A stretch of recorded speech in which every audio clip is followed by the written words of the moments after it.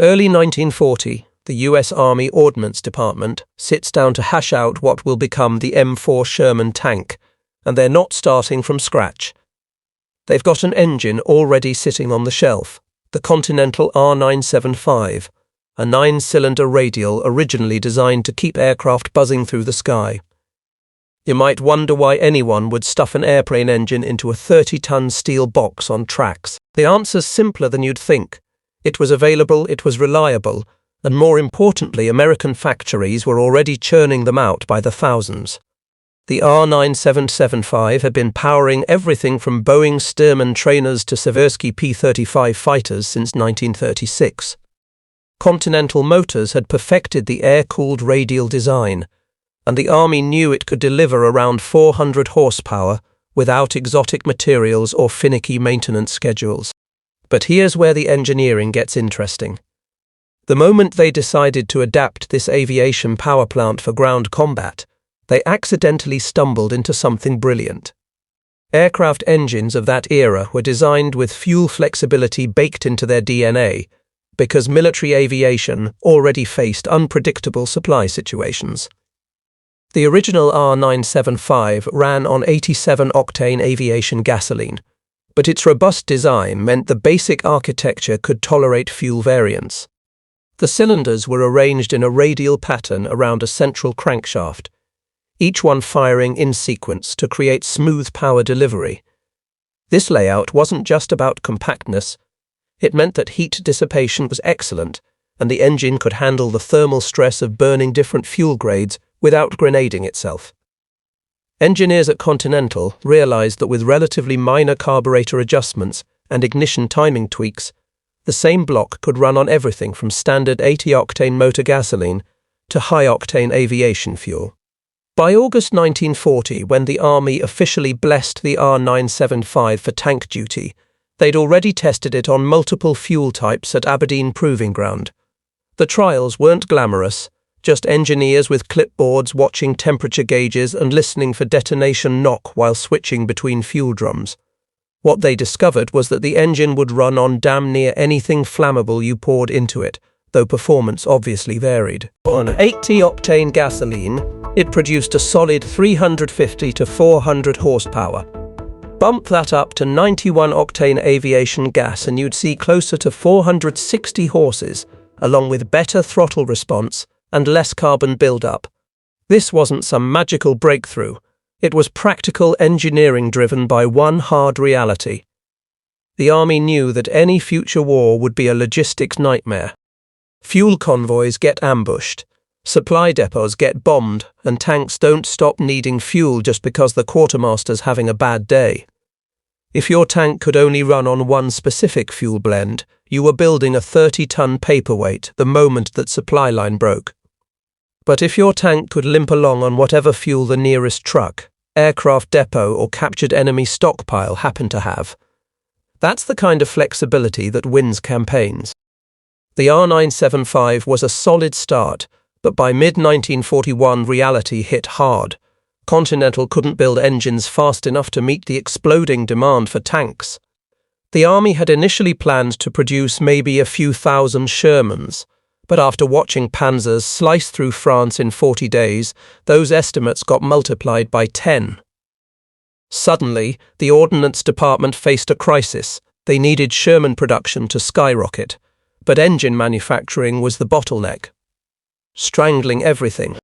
Enter Chrysler Corporation and the hastily constructed Detroit Tank Arsenal, a facility so massive it could swallow football fields whole. Chrysler's executives made a bold pitch. Give us the contract and we'll engineer alternative power plants using components we already know how to mass produce. The Army, desperate and pragmatic, agreed. What followed was one of the most frantic engineering sprints of the entire war. Between July 1941 and March 1942, Chrysler's engineers designed, tested and approved 5 completely different engine configurations for the Sherman, each one capable of running on different fuels. The most audacious design was the A57 multibank, and I mean audacious in every sense. Picture this: Chrysler took 5 of their straight-6 automobile engines, the same blocks going into Dodge trucks, and welded them onto a common crankcase in a star pattern. 30 cylinders, 5 carburetors, 5 distributors, all synchronized to spin one output shaft. It sounds like something a mechanic would sketch on a bar napkin after too many beers, but it worked. The multibank produced 425 horsepower and ran on standard 80-octane gasoline, the same fuel you'd pump into a Jeep or a supply truck. Why go through such Frankenstein engineering? Because Chrysler could source those inline 6 blocks from existing production lines without disrupting automobile engine output. They didn't need to retool factories or wait for specialty casting equipment. The multibank went into the M4A4 variant, and by 1943 over 7,000 of these tanks were rolling around, primarily issued to British and Commonwealth forces under Lend-Lease.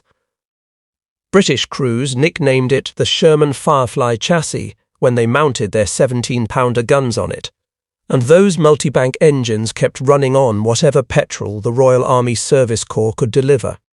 Meanwhile, Chrysler wasn't done innovating. They also developed the A65, a modified version using twin inline-6 engines instead of 5. This went into limited production for the M4A3E2 jumbo assault tank variants.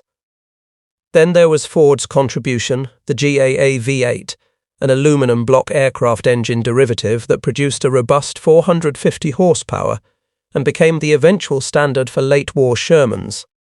The GAA ran on 80-octane gasoline primarily, but its aviation heritage meant it could handle higher-octane blends without modification. Each of these engines had different fuel preferences, but the underlying design philosophy remained identical. Build power plants that could tolerate fuel variation, because battlefield supply chains are chaos incarnate. Engineers deliberately avoided tight compression ratios and exotic metallurgy that would demand premium fuel. They chose carburetor designs with adjustable jets, so maintenance crews could retune for different octane ratings in under an hour using basic hand tools. So with all these engine options on the table, you'd think the Army might have hedged their bets and spread fuel types around evenly. But that's not what happened. By late 1942, roughly 75% of all Shermans rolling off American production lines were gasoline burners, and that percentage would stay dominant through war's end. The reason wasn't performance. It was pure logistics mathematics. And it tells you everything about how the United States actually planned to fight World War II. America's petroleum industry in 1942 was a gasoline-producing juggernaut. Refineries from Texas to California had spent the previous 2 decades optimizing their cracking towers and catalytic processes to squeeze maximum gasoline yield from crude oil, driven by the country's automobile obsession. When the war kicked off, those refineries could flood the supply chain with 80-octane motor gasoline practically overnight. The infrastructure already existed: pipelines, storage tanks, delivery trucks, jerry cans, even the training manuals for petroleum handling crews. Switching the entire military apparatus to gasoline fuel was like stepping onto a moving sidewalk that was already headed where you needed to go. Contrast that with diesel Yasjazm. Diesel engines offer better fuel efficiency and lower fire risk. We'll get to the fire issue in a moment. But American refineries in 1942 weren't set up for massive diesel production. The cracking process that breaks heavy crude into lighter fractions naturally produces more gasoline than diesel. To flip that ratio, you'd need to retool refineries, reroute supply networks, and retrain every fuel handler from Brooklyn to Brisbane. The Army ran the numbers and realized that building diesel infrastructure would cost them 6 to 9 months of production time, possibly longer. They didn't have 6 months. France needed liberation, and the Pacific Islands weren't going to capture themselves. There's also the strategic calculation about Allied competitively. The British ran their tanks primarily on petrol, as did most Commonwealth forces. If American Shermans used gasoline, then US and British armoured divisions could share fuel dumps, simplifying logistics in combined operations. This became critical during Operation Torch in North Africa and later in Northwest Europe. where American and British tank columns often operated from the same supply depot. Now let's address the elephant in the room, the Sherman's reputation as a flaming death trap. Yes, gasoline is more volatile than diesel. Yes, Shermans burned when penetrated. But here's the nuance that often gets lost. German tanks burned too, sometimes even more spectacularly. A 1944 operational research study by the British found that Shermans actually had a lower catastrophic fire rate per penetration than Panthers, primarily because American designs included better ammunition stowage. The real problem wasn't the fuel. It was the fact that German 75 and 88mm guns could punch through Sherman armor like tinfoil, igniting anything flammable inside, whether that was gasoline, hydraulic fluid, or ammunition propellant. The Army accepted the fire risk because the alternative waiting for diesel production to scale up meant fewer tanks on the battlefield, period. They bet that quantity and operational flexibility would matter more than individual tank survivability, and given how the war turned out, that bet paid off. By 1945, the US had produced nearly 50,000 Shermans. But diesel didn't disappear entirely from the Sherman story. It just took a different path, one that reveals how military bureaucracy and industrial reality can strangle even the best engineering ideas. In early 1941, General Motors pitched an intriguing alternative. Take the proven Caterpillar D200A diesel engine, a workhorse already powering bulldozers and tractors across American construction sites, and adapt it for tank duty. The proposal made technical sense. Diesel fuel was less flammable, offered better fuel economy, and the engine could theoretically run on anything from standard diesel to kerosene to heating oil in a pinch. The Army Ordnance Department gave GM the green light, and by April 1942, the first M4A2 variant rolled out of Fisher Body's Grand Blanc plant with twin GM 6-71 diesel engines mounted inside. These weren't the Caterpillar blocks originally proposed. GM had pivoted to their own two-stroke diesel design, each engine producing 210 horsepower for a combined 420 horses. The setup was ingenious: two compact inline-six diesels coupled together, feeding power through a shared transmission. The engines were basically scaled-up versions of the power plants GM used in their transit buses, meaning parts and maintenance knowledge already existed in the civilian world. Performance-wise, the diesel Shermans were actually superior in several metrics. Fuel consumption dropped by roughly 30% compared to gasoline variants.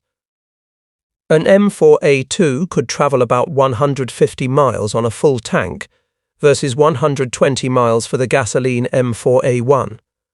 The twin diesel setup also produced less heat signature, making the tank slightly harder to spot with infrared detection, though this advantage was marginal given the technology of the era. And yes, diesel fuel's higher flash point meant these Shermans were legitimately less likely to brew up catastrophically when hit, though armor penetration still spelled disaster, regardless of what fuel you carried. So why didn't diesel Shermans dominate production? 2 words: material allocation.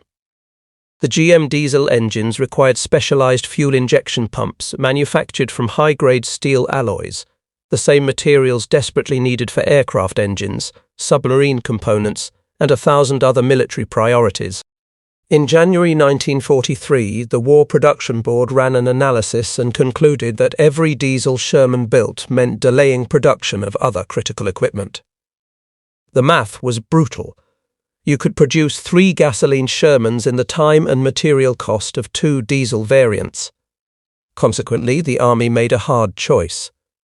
Diesel Shermans would be built, but in limited numbers, and they'd go primarily to forces where fuel logistics justified the trade-off.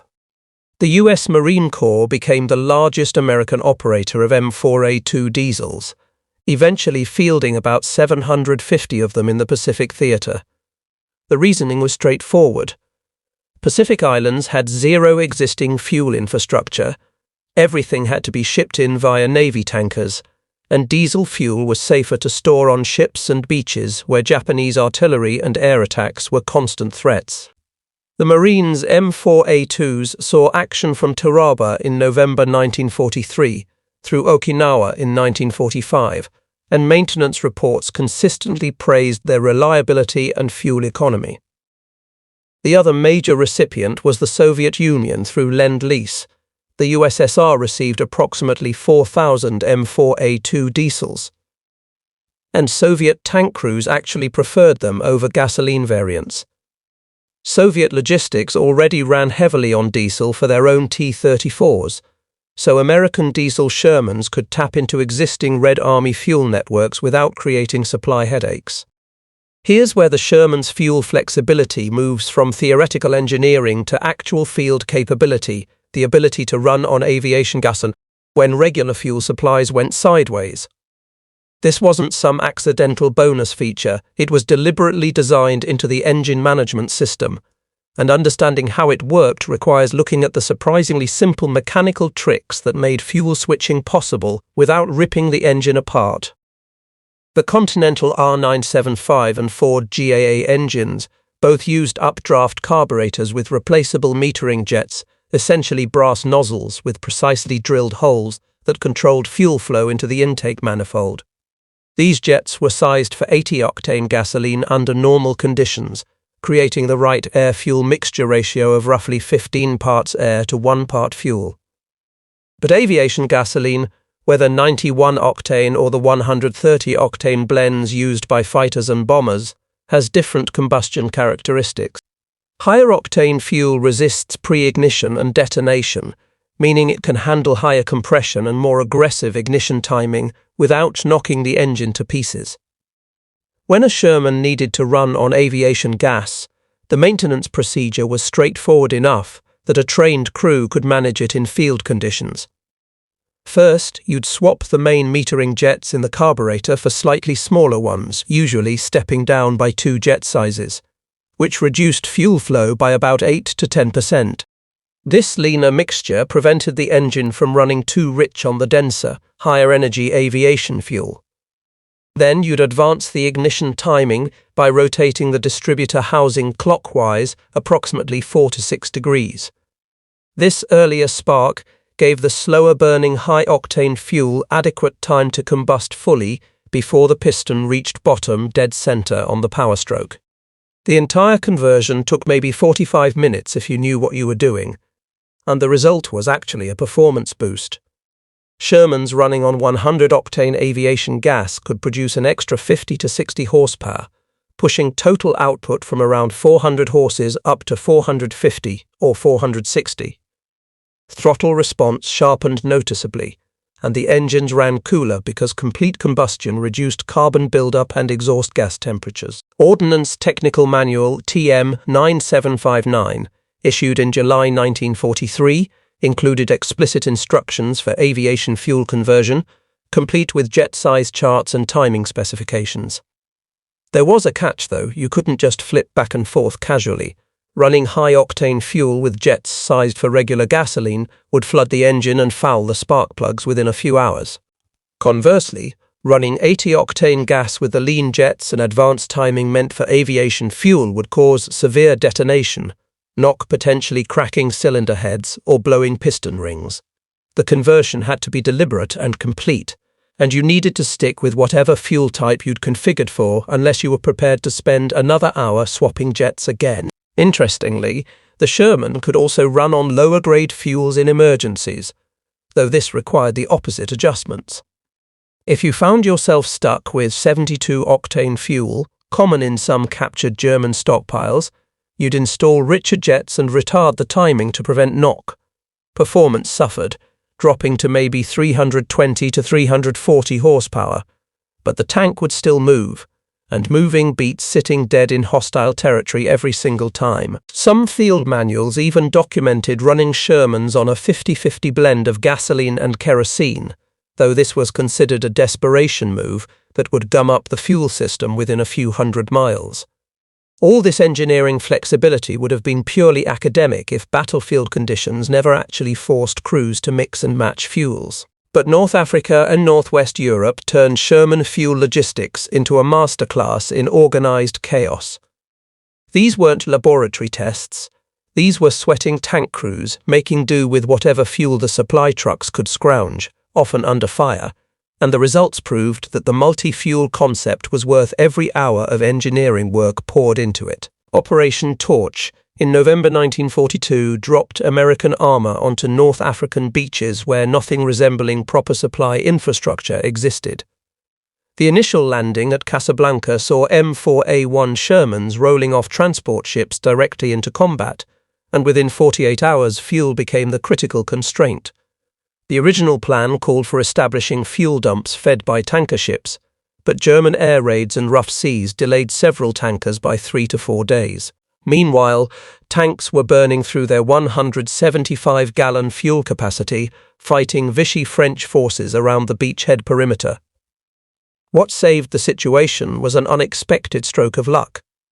The Allies captured an intact French airfield at Casablanca, complete with underground storage tanks holding roughly 50,000 gallons of 87-octane aviation gasoline, originally stockpiled for French Air Force bombers. Maintenance crews from the 1st Armoured Division spent an entire night adjusting carburetors and timing on roughly 30 Shermans, converting them to run on the captured aviation fuel. By dawn on November 11th, those tanks were mobile again and pushed inland toward Fidala, while conventional fuel supplies were still sitting offshore on delayed tankers. The practice became almost routine as Allied forces pushed east through Tunisia. Fuel convoys travelling hundreds of miles from Algerian ports were vulnerable to Luftwaffe attacks and Afrika Korps raiding parties. Tanker trucks got destroyed, fuel dumps got bombed, and the desert stretched supply lines to the breaking point. Commanders learned to be opportunistic. If you captured a German depot with diesel stockpiles, the M4A2 units got priority access if you overran an Axis airfield with aviation gas. The standard Shermans got converted and refueled. A February 1943 after-action report from the 2nd Armoured Division noted that during the Kasserine Pass fighting, at least 40% of their operational Shermans were running on improvised fuel mixtures at any given time. Fast forward to June 1944 and the Normandy hedgerows, the Bocage country of northern France turned into a meat grinder where armoured advances measured progress in fields, not miles, and fuel consumption skyrocketed because tanks spent hours idling in defensive positions or manoeuvring through narrow lanes. The Red Ball Express supply convoys were legendary, but even their heroic efforts couldn't always keep pace with demand, especially as the breakout from Saint-Lô in late July saw American armor suddenly racing across open country at speeds that drained fuel tanks in hours rather than days. During Operation Cobra and the subsequent pursuit toward Falaise, units of the 3rd Armoured Division found themselves critically low on fuel near Mayenne in early August. A nearby Army Air Force advanced landing ground, essentially a bulldozed grass strip for P-47 Thunderbolts, had aviation fuel to spare, since fighter missions had been scaled back due to weather. Maintenance teams converted approximately 50 Shermans to run on 100-octane aviation gas, and those tanks kept rolling east while other units sat immobile waiting for conventional fuel trucks to catch up. The divisional logs specifically mentioned that the converted tanks exhibited noticeably improved acceleration and hill climbing performance, a side benefit nobody complained about. The Sherman's fuel flexibility might seem like a minor technical footnote compared to armor thickness or gun caliber, but when you zoom out and look at how the entire war was actually fought, fuel adaptability arguably mattered more than whether your tank could survive a head-to-head slugfest with a Tiger. This isn't romantic speculation, this is cold logistics reality, and it's why German armor, despite being technically superior in many individual matchups, ended up strangled by its own supply requirements. Let's talk numbers for a minute, because numbers tell the story better than any amount of theorizing. A Sherman running on 80-octane gasoline consumed roughly 1.5 gallons per mile on roads worse in rough terrain, giving it an operational range of about 100 to 120 miles before needing refuel. That sounds terrible until you compare it to German designs. A Panther tank, with its magnificent 75mm high-velocity gun and sloped armor, guzzled fuel at nearly 2 gallons per mile and carried only 180 gallons, giving it maybe 80 to 90 miles of range under ideal conditions. The Tiger I was even thirstier. Some field reports documented fuel consumption hitting 3 gallons per mile during heavy combat maneuvering. But the real killer wasn't just consumption, it was fuel specificity. German tanks required high-grade gasoline with minimum 74-octane ratings, and their Maybach engines were finicky about fuel quality.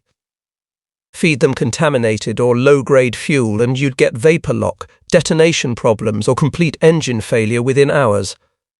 By 1944, Germany's synthetic fuel plants were being systematically demolished by Allied bombing, and fuel quality control went out the window. Captured German maintenance reports from the Ardennes offensive in December 1944 revealed that nearly 30% of Panther and Tiger breakdowns were fuel system related, often because desperate crews were mixing whatever petroleum products they could scavenge just to keep engines running. The Sherman's ability to tolerate fuel variation meant American logistics didn't need surgical precision, it just needed volume and persistence. The Red Ball Express could deliver mixed loads of 80-octane motor gas, 91-octane aviation fuel, and diesel without worrying too much about which specific units received which fuel type. Tank battalions could swap fuel types based on what was available at any given dump, and as long as maintenance crews had 30 minutes and the right jets, everything kept rolling. This operational flexibility compounded over months of campaigning until it became an overwhelming advantage. Consider the Lorraine campaign in autumn 1944, when Patton's Third Army raced across France faster than supply lines could stretch. His armoured divisions repeatedly outran their fuel trucks, grinding to temporary halts while waiting for supplies. But those halts lasted days, not weeks, because when fuel finally arrived, it didn't matter if it was the precisely specified type crews made do with whatever came off the trucks. German units facing similar fuel shortages during their retreat across France often abandoned perfectly functional tanks simply because they couldn't source the specific fuel grade their engines required. The psychological impact was devastating. German tankers knew their equipment was better, but they also knew that fuel starvation would kill them just as dead as American tank destroyers.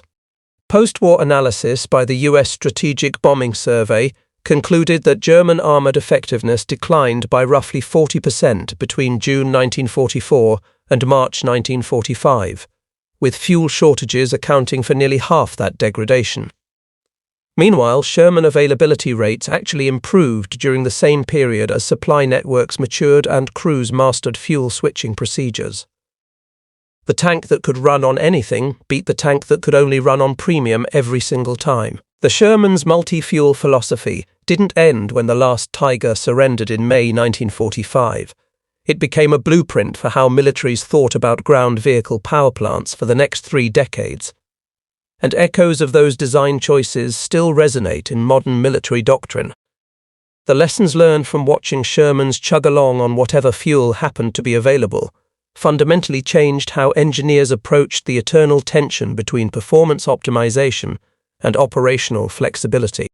The most direct descendant was the Continental AVDS 1790 engine that powered the M60 Patton series starting in 1959. This was a proper multi-fuel engine in the modern sense. A V12 diesel that could run on diesel, jet fuel, gasoline or heating oil without any field modifications whatsoever. The fuel injection system automatically compensated for different fuel densities and combustion characteristics, giving crews true plug-and-play fuel flexibility. Engineers at Continental explicitly cited Sherman operational experience when justifying the multi-fuel requirement, referencing after-action reports from North Africa and Europe that documented how fuel adaptability kept armoured units mobile when single-fuel designs would have been stranded. The US Army took the concept even further with the development of actual multi-fuel diesel engines in the 1960s, culminating in designs that could theoretically run on 80 different fuel types, including vegetable oil and captured enemy fuel stocks. The M35 cargo truck's LDT-465 multi-fuel engine became legendary for its ability to burn damn near anything combustible, though reliability suffered compared to conventional diesels. The trade-off was deliberate. The Army decided that strategic flexibility and fuel sourcing outweighed the maintenance headaches and reduced power output. Modern military vehicles have actually swung back toward fuel standardization, but for different reasons than you might think. NATO settled on JP8 jet fuel as a universal standard starting in the 1990s, meaning everything from helicopters to Humvees to M1 Abrams tanks can theoretically run on the same fuel. The Abrams uses a multi-fuel gas turbine that happily ingests JP8, diesel or gasoline, maintaining that Sherman-era principle that logistics flexibility matters more than squeezing maximum efficiency from one specific fuel type. The difference is that modern supply chains are sophisticated enough to actually deliver standardized fuel reliably, something the World War II military could only dream about. But the real legacy isn't mechanical, it's philosophical. The Sherman program taught military planners that over-engineering for perfect performance under ideal conditions is a sucker's bet. War doesn't happen under ideal conditions. War happens when fuel convoys get ambushed, when supply ships get torpedoed, when you're stuck in a Norman hedgerow burning through gas while waiting for trucks that may or may not arrive before German counterattacks roll through. In those moments, the tank that can make do with whatever fuel the situation provides is worth 10 tanks that demand perfect logistic support. That pragmatic mindset shows up everywhere in modern military procurement, though it's often invisible to casual observers. Why does the Marine Corps prefer equipment that's robust and repairable over cutting-edge fragility? Sherman lessons. Why do logistics officers obsess over supply chain redundancy and alternative sourcing? Sherman lessons. Why does every military fuel specification include acceptable variation ranges rather than demanding laboratory-grade purity? Because 75 years ago, engineers figured out that the perfect is the enemy of the good enough, and good enough wins wars when it arrives in overwhelming quantities. The Sherman wasn't the best tank of World War II by any individual metric, but it might have been the smartest tank designed not for perfection, but for the messy, chaotic, fuel-starved reality of mechanized warfare, where adaptability beats optimization every single time.